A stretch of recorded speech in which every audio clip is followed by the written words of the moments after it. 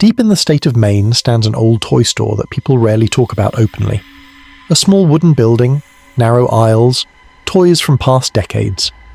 Most locals avoid it, but sometimes someone wanders inside without knowing what happens there after the lights go out.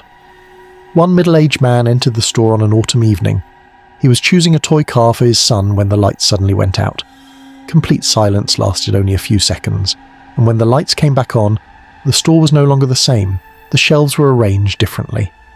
The long rows had turned into corridors stretching much deeper than the building should allow.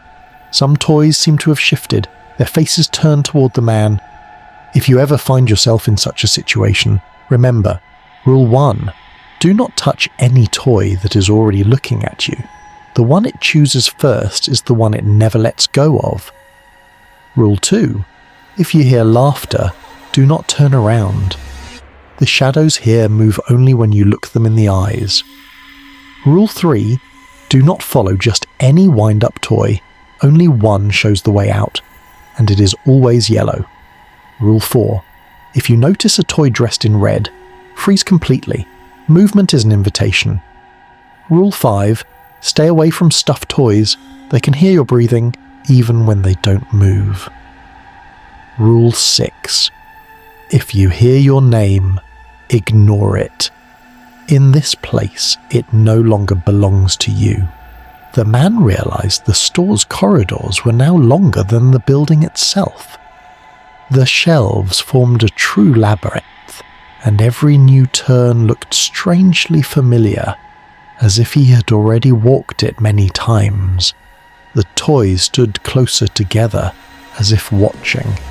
Some changed their places whenever he looked away. Between the rows, among dozens of old toys, he saw a small yellow wind-up car.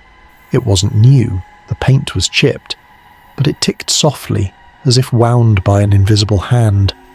He carefully wound it. The little car jolted forward and began to move. It rolled slowly but confidently, choosing the correct turn every time. Sometimes it stopped, as if listening to the silence, then changed direction.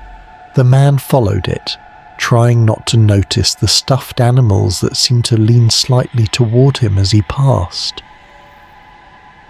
One of the corridors led him into a narrow passage between tall shelves. Half of the lights above him flickered, even though there was no sound of their electricity. The yellow car kept moving, straight toward a single door he hadn't seen before. When the car reached the threshold, the ticking suddenly stopped. The man stepped through and found himself outside. The toy store was gone. In its place was an empty space between buildings, as if the store had never existed at all.